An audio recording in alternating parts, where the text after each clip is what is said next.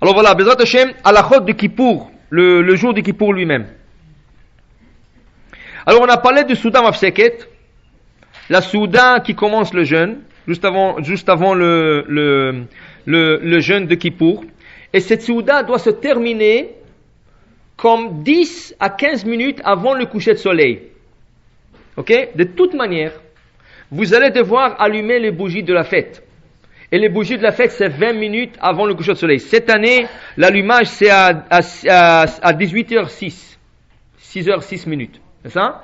Ça veut dire que déjà à 6h06, vous devrez tout arrêter. Mais les hommes, ils viennent beaucoup plus tôt que ça à la synagogue.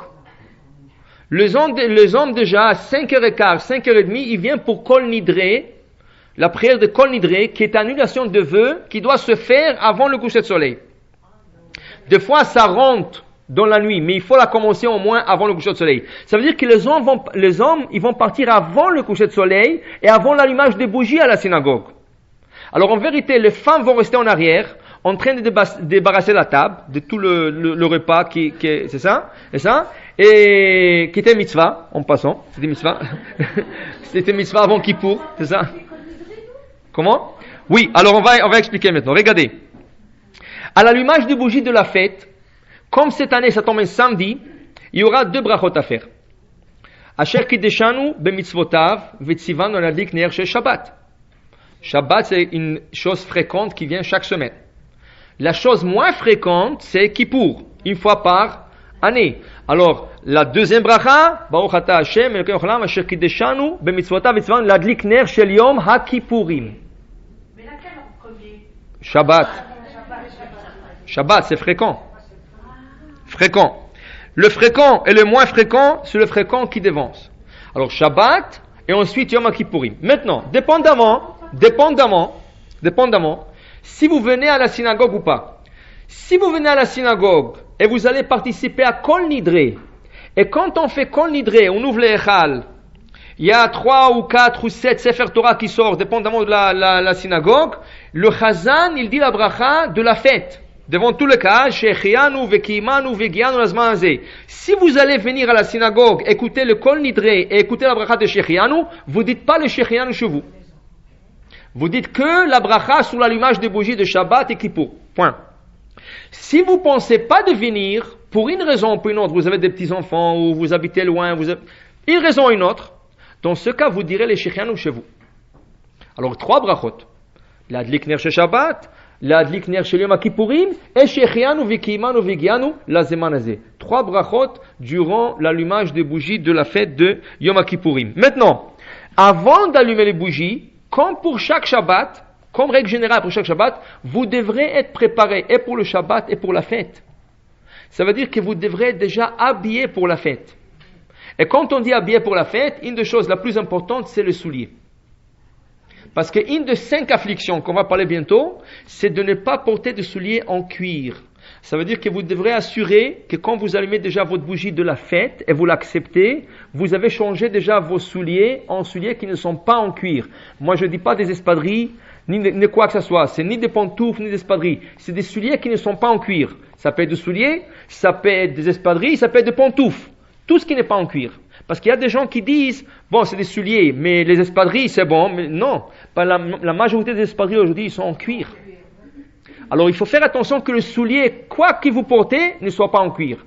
Et la femme qui allume ses bougies de Shabbat et de la fête de Kippour, elle devrait être déjà prête, habillée pour le Kippour et le Shabbat, et aussi ces souliers ont déjà été enlevés et déjà prêtes parce que dès qu'elle allume, elle est déjà dans la fête. L'homme, il n'est pas encore dans la fête parce qu'il va à la prière. Alors lui, il a encore un petit moment jusqu'à Kol Nidré. Mais avant ça, la femme déjà, elle accepte la fête avant lui. Maintenant, et ça c'est pour l'allumage de bougies de la fête. Maintenant, juste avant d'allumer, n'oubliez pas de laisser une veilleuse. Ok? Yom Kippour, c'est une fête comme toutes les autres fêtes, mais elle a une exception. C'est une fête comme toutes les fêtes, mais il a une exception. Dans la Torah, Yom Kippour est appelé Shabbat Shabbaton. Ok? Shabbat Shabbaton. Moi, j'explique ça. Si vous parlez l'espagnol, ça, et en espagnol, quand vous voulez définir quelque chose qui est petit, c'est toujours, ça se finit par Tito, Chiquitito, un poquito, toujours to. Et ça? Alors qu'on appelle ça, la Torah, il y a Shabbat, il y a le Shabbaton.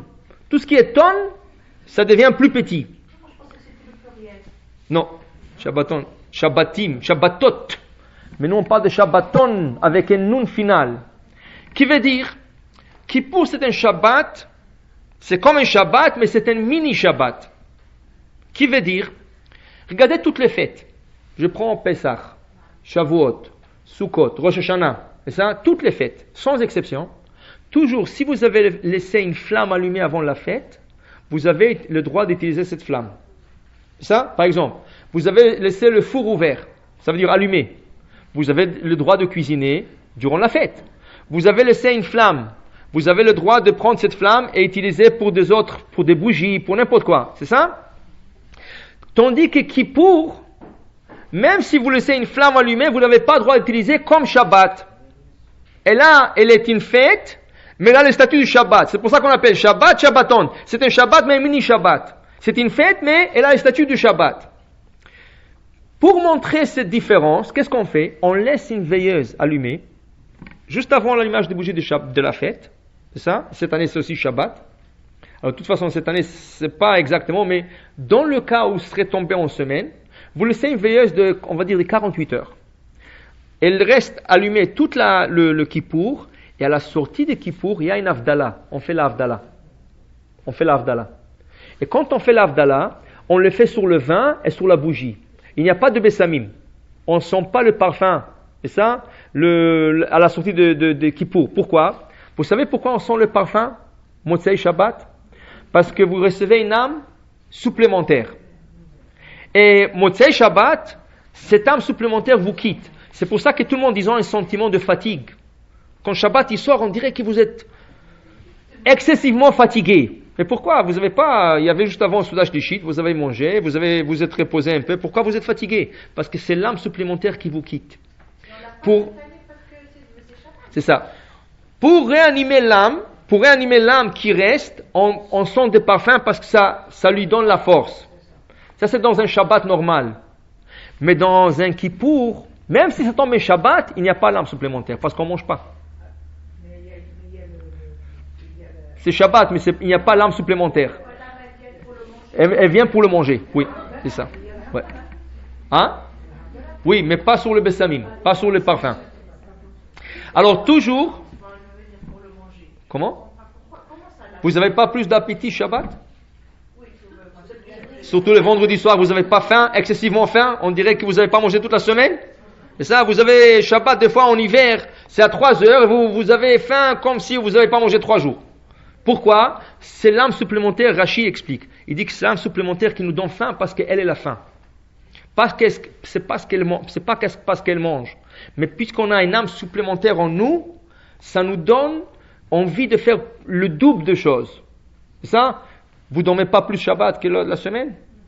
Vous êtes plus fatigué Shabbat que la semaine parce que vous portez 2 âmes. Une âme supplémentaire sur la vôtre. Et cette âme, elle va profiter du Shabbat. Sur le côté matériel et sur le côté spirituel. Et quand elle quitte, on est fatigué. Alors pour réanimer l'âme qui reste en nous, il faut faire le bessamim.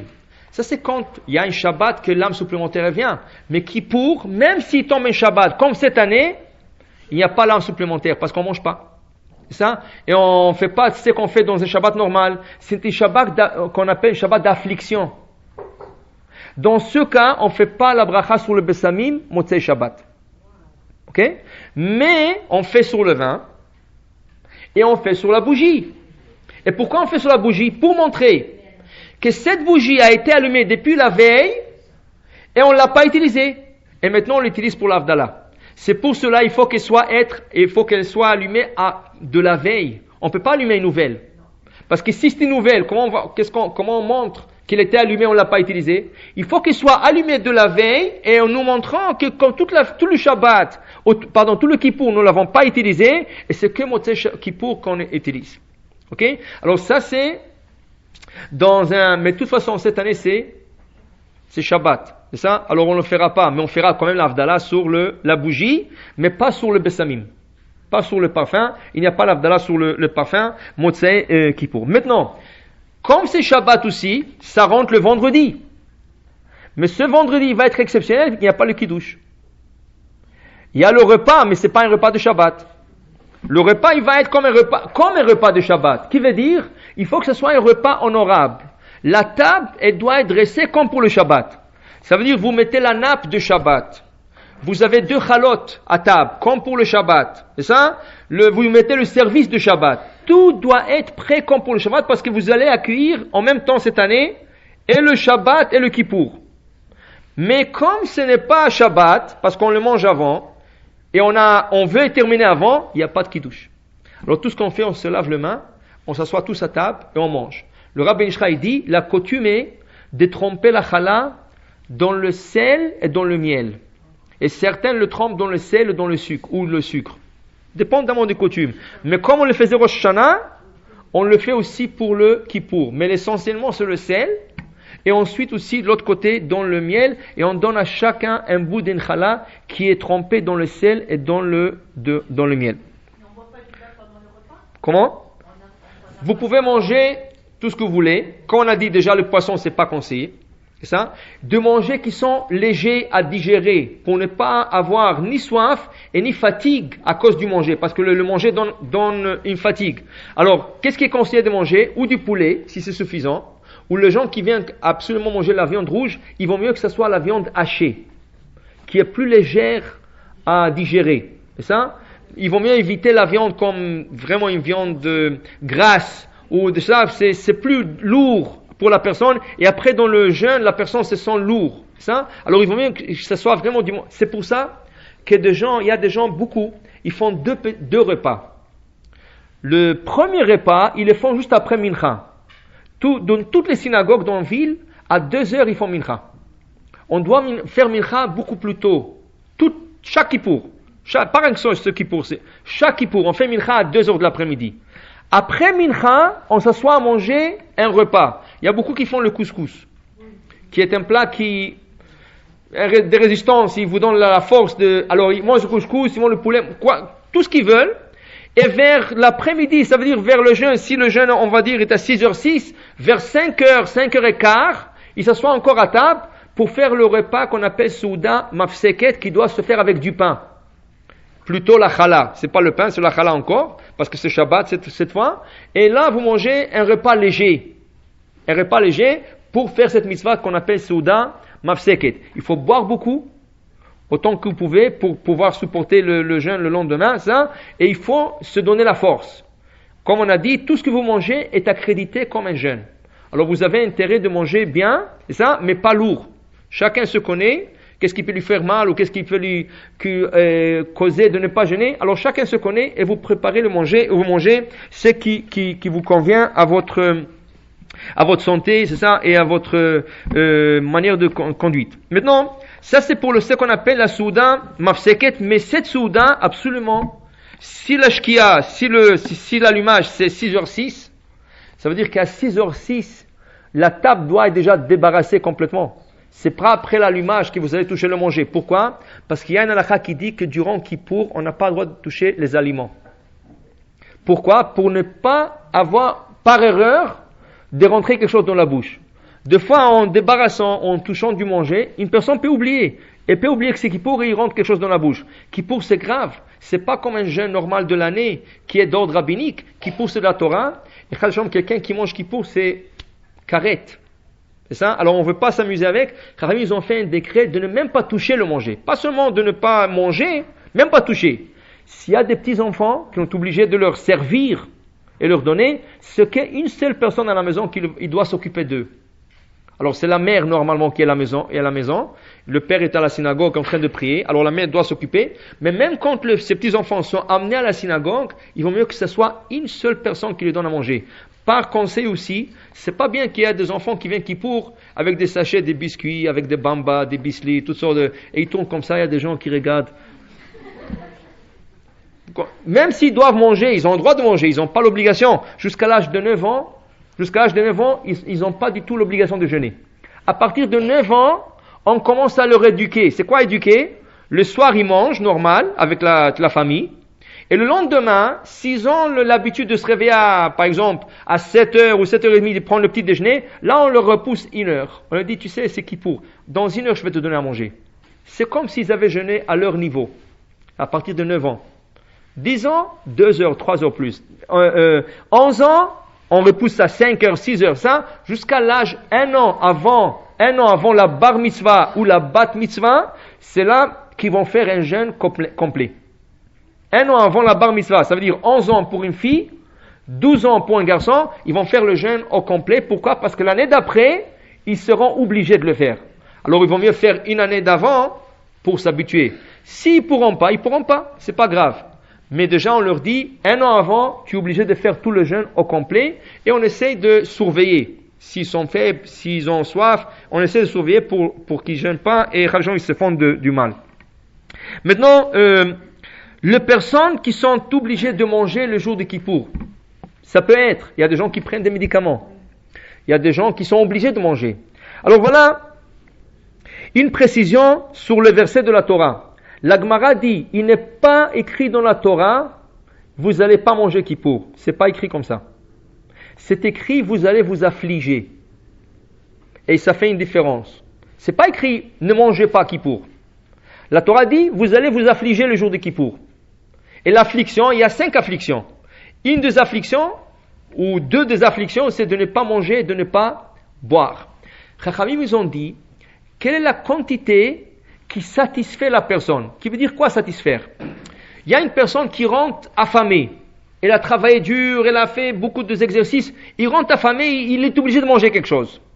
Bon, il veut manger, mais le manger n'est pas prêt. Alors il veut grignoter. Quelque chose qui va lui calmer la faim qu'il a. Pour le calmer. On appelle ça satisfaire le corps. Et ceci a été mesuré par nos sages à 40 grammes dans le solide, ça, et 44 millilitres dans les liquides. 40 grammes dans le solide, 44 millilitres dans le liquide. C'est la taille d'une date, une grosse date. On appelle ça kotevet. Kotevet, c'est une grosse date, et la mesure de la date, c'est 40 grammes. Et dans le liquide, c'est 44 grammes. Veut dire, la Torah nous interdit, nous oblige de s'affliger. Si quelqu'un est obligé de manger dans le solide, il est obligé de prendre un solide le jour de Kippour, on peut lui donner, manger des solides, moins que 40 grammes. Mais ceci doit être précis, pas plus ou moins. Vous savez, comme Marocain, on a toujours l'habitude d'arrondir les choses. Ah, c'est pas grave, un gramme de plus. Kippour, il faut être très très précis. Il faut être précis. Ce qui veut dire, c'est obligé d'être pesé avant la fête. Vous achetez une balance pour celui qui est obligé de manger, et vous mesurez des quantités de solides, ça peut être un sandwich, ça peut être n'importe quoi qui est obligé de manger, des quantités moins de 40 grammes, 35, 36, mais pas 40 grammes. Maintenant, la personne qui est obligée de manger, le moment qu'il est obligé de prendre, vous lui donnez une portion. Vous lui donnez une portion. Maintenant, si la personne est satisfaite, elle dit, bon, ça l'a calmée, elle est bien, elle peut continuer le jeûne, elle continue le jeûne. Il est considéré comme elle est à jeun. C'est pas comme s'il a mangé. Selon la Torah, cette personne est à jeun. Parce qu'il a respecté la quantité minimale, qui est 40 grammes. Si la personne vous dit non, la portion que vous lui avez donnée, elle n'est pas suffisante, elle a faim encore. Vous lui donnez une deuxième portion, mais l'intervalle, le laps de temps entre les 2 portions est obligé d'être de 9 minutes. 9 minutes. Ça veut dire que, après la première portion, il vous dit, il a encore faim, vous êtes obligé d'attendre 9 minutes avant de lui donner la deuxième portion. Si elle vous dit qu'elle a encore faim après, il faut attendre encore 9 minutes. Elle peut prendre plusieurs portions comme ça, en espaçant les portions à 9 minutes, et la personne est toujours à jeun. Elle est toujours considérée. Oui, elle est à jeun. Ça c'est dans le solide. C'est ça, c'est lui qui est obligé. Ça veut dire, c'est pas un truc magique qui pourrait... Maintenant, ça peut être dans un cas qu'il y a des médicaments où la personne est obligée de manger avec. Ça. Mais il y a des médicaments que la personne est obligée de boire beaucoup d'eau. Ok? Alors regardez, la quantité dans le liquide, on a dit c'est 44 millilitres. Ok? 44 millilitres. Aussi, ça doit être pesé. Ou si vous avez un verre, c'est un once et demi. L'once, c'est 30,1 grammes. C'est ça? Alors, c'est 1 once et demi, 44 millilitres. Et qu'est-ce que vous faites? Si vous avez un verre qui est à cette taille, un peu moins peut-être, vous lui donnez à boire. Après qu'il a bu, la personne dit qu'il a encore soif. Vous attendez 9 minutes. Après 9 minutes, s'il est obligé de boire encore, la personne boira encore. Des fois, c'est des médicaments. Et la personne est obligée de boire beaucoup avec chaque médicament. Alors, vous lui donnez le premier, moins que 44 millilitres, vous espacez 9 minutes, vous lui donnez encore le deuxième médicament. Ainsi, malgré qu'elle a bu, elle est considérée à jeun. Okay? Et ça doit être exact. 9 minutes, c'est 9 minutes et pas 8 minutes et demie. Et c'est obligé d'être la quantité, moins que les quantités requises. Moins que 40 grammes dans le solide et moins que 44 millilitres dans le liquide. Et la personne est considérée à jeun. Ça, c'est les personnes qui sont obligées de prendre. Maintenant, alors tout celui qui est obligé de prendre des médicaments, ça veut dire qu'il y a vraiment une obligation. Alors, vous lui donnez de moins que 44 millilitres. Maintenant, tous ceux qui souffrent de migraines, il y a beaucoup de gens qui souffrent de migraines. Ça peut être dû au café. Il y a des gens qui sont, comment en anglais c'est dit addicted. Ils sont, comment, Accro. Accro. Ils sont accro café dans ce cas. C'est ça? Et sans café, ils ont des migraines. Ou il y a des personnes stam, quand ils jeûnent, ils ont des migraines. Il y a beaucoup de femmes après accouchement. C'est-à-dire qu'après, pas que tout de suite après l'accouchement, mais après l'accouchement, elles ont des migraines, la tension est baisse, tout ça, ok?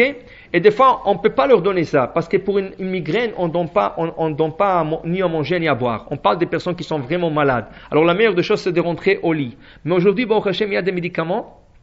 Je n'ai pas le nom, mais vous pouvez le trouver sur le marché des médicaments, dans le supermarché Kasher. Il y a des médicaments, c'est des Tylenol réguliers, et c'est des Advil réguliers, mais on appelle ça slow release, à retardement. Ça veut dire c'est une action retardée. Au lieu que les médicaments, parce que non, le Tylenol et les Advil, après 20 minutes, ils commencent à faire de l'effet. Ceux-là, ils font de l'effet rien qu'après 10 heures. Parce qu'au début, vous venez de manger. Alors, le migraine commence toujours le lendemain. Alors, ceux-là qui sont à retardement, ils commencent à vous administrer dans le corps des petites quantités d'accès à acétaminophène ou tout ce qu'il y a dans le Tylenol et l'Advil. Et là, c'est beaucoup de gens qui l'ont pris, ils ont dit que ça a marché à merveille. C'est ça? Alors, ceux qui ont vraiment ces migraines fortes et des choses comme ça, ce serait très conseillé de prendre ces médicaments. Vous le trouverez dans le supermarché Kasher. Pas ici dans le coin, plutôt à Outremont. Dans le supermarché à Outremont, il y a des supermarchés Kasher. Vous pouvez le trouver. Apparemment, ils sont, comment? C'est en vente libre. Vente libre. C'est dans le supermarché. Vendredi, et de toute façon, ça commence de le faire rien que le lendemain Shabbat. Ça commence à faire l'effet. Et ça, c'est complètement permis. Il y a même des suppositoires. Mais je sais pas, ici, c'est pas, en Israël, ils ont plus que ça. Mais ici, c'est pas tellement, mais 7 médicaments, je connais plusieurs personnes, je demandais plusieurs qui l'ont pris. Tous, ils ont dit, sans exception, ça a bien marché pour eux. Ça a bien marché. Alors, ceux qui sont migraineux, ça serait bien de le prendre. Maintenant, l'autre chose, on peut pas prendre une douche. De toute façon, c'est samedi, c'est sûr. Mais on ne peut pas non plus se laver les mains. Le jour du jeûne de Kippour. On fait la netila jusqu'aux phalanges. Ça, on fait la netila jusqu'aux phalanges toute la journée. À partir de la veille jusqu'au lendemain, jusqu'aux phalanges. Le Rabbi Ishra explique pourquoi. Il dit parce que le jour de Kippour est tellement saint qu'il n'y a pas d'impureté. Il n'y a presque pas d'impureté. Alors, c'est pas nécessaire de faire une netila complète. Il suffit de faire une netila jusqu'aux phalanges. À moins que quelqu'un se salit. Et là, il a besoin beaucoup plus d'eau. Elle pourra se laver normalement, mais à part ça, non, il faut respecter jusqu'aux phalanges. Maintenant, les femmes qui ont besoin de préparer le manger en après-midi pour le soir, par exemple, si elles n'ont pas préparé, et si elles veulent préparer quelque chose, c'est rien qu'à partir de l'après-midi que vous pouvez commencer à préparer. Ça va être préparé, il n'y a pas de cuisson et rien. Mais on va dire qu'il y a quelque chose que vous voulez préparer. Si c'est nécessaire, il vaut mieux pas, mais si c'est nécessaire, même s'il faut rincer la chose et l'eau touche toute la main, c'est pas grave. Mais il vaut mieux tout préparer la veille. Ça veut dire, si à l'ouverture de jeûne, vous voulez préparer quelque chose, je sais pas, si des gâteaux, des soupes, n'importe quoi, n'oubliez pas que c'est Shabbat. Alors, toutes les préparations, de toute façon, cette année, c'est exceptionnel, mais toutes les préparations permises, c'est qu'en après-midi. Une autre chose, on ne peut pas mettre des crèmes, ni du cosmétique, la cosmétique, tout le rouge à lèvres, tout le bleu, le noir, tout c'est ça, tout ce que vous avez l'habitude de mettre, ni Shabbat et ni Kippour. Surtout Shabbat, on n'a pas le droit. Parce que Shabbat, quand vous avez par exemple du rouge à lèvres, chaque fois que vous étalez, vous effacez un morceau du bâton. Ça c'est interdit. C'est comme c'est la peinture sur les lèvres, mais sur le bâton, c'est comme si vous avez enlevé un morceau. C'est assourd, c'est ça? Alors le rouge à lèvres, il y a des rouges à lèvres cachers. Il y a des rouges à lèvres cachers, vous le mettez vendredi et il reste 24 heures. C'est ça? C'est des rouges à lèvres cachers, mais encore, vous pouvez le trouver ici. J'ai vu déjà une annonce, quelqu'un qui le vendait. Je suis pas trop intéressé, ça m'intéresse pas, mais je sais que j'ai vu déjà une annonce que quelqu'un le vend ici à Montréal. Et c'est pour tout le Shabbat. Pour tout le Shabbat et pour le Kippour. Maintenant, même dans le déodorant à spray il est cachère, le roll-on, la boule elle est cachère, mais pas le bâton. Le bâton, chaque Shabbat et chaque fête et surtout Kippour, c'est comme le rouge à lèvres, c'est le même principe du rouge à lèvres. On ne peut pas utiliser le bâton. Et ça, le bâton, c'est pas cachère ni pour Shabbat et ni pour le fête. Le parfum, le spray c'est cachère. Le parfum, déodorant en gel. Et si c'est épais comme gel, non. C'est ça, non. C'est que si c'est comme de la crème, non. Mais c'était comme la gelée, c'est ça? Ça veut dire que si vous l'étalez, vous l'écrasez, c'est pas comme ça. Il faut que ça soit liquide. Il faut que ça soit liquide. C'est comme du savon. Le savon liquide c'est permis, mais si le savon liquide est trop épais, c'est ça? C'est à éviter le jour de Shabbat pour la vaisselle ou pour toute autre chose. Maintenant, tous les parfums sont permis, pourvu de le mettre avant le début de la fête, c'est ça? Mais durant la Shabbat, on peut mettre du parfum sur soi, mais pas sur les habits. Il y a beaucoup qui ont la coutume de parfumer un mouchoir. Et quand ils sont faibles, on n'a pas le droit de le faire Kippour. Vous le préparez avant la fête, c'est ça? Et aussi, assurez-vous que c'est un bon parfum, parce qu'il y a des gens qui sont allergiques, c'est ça? Et c'est pas tout le monde qui peut supporter. Des fois, il y a du parfum qui, quand la personne est ronde déjà, à la fin de la salle, on peut le sentir et s'étouffer aussi. Alors, il faut prendre tout ça en considération. Les gens sont à jeun. Et les gens, ils sont plus sensibles que la normale. C'est ça? Alors, il faut faire attention à tout ça. Laissez-moi finir. Et la dernière chose, ne pas manger, de ne pas boire, de ne pas se laver les mains, de ne pas se mettre des crèmes et le cosmétique interdit, et de ne pas porter des souliers en cuir, comme on vient d'expliquer. Dernière chose, tout le monde sont obligés de jeûner sans exception. Ça veut dire à partir de bar mitzvah et bat mitzvah, tout le monde sans exception qui sont en bonne santé et ils sont capables de jeûner, ils doivent jeûner. Même les femmes enceintes, même les femmes dans le 9e mois, même les femmes que le lendemain ils doivent accoucher, tout le monde sont obligés de jeûner. Et surtout les femmes, et ça, il faut que si elles sont faibles et s'ils ne sont pas capables, qu'elles restent chez elles.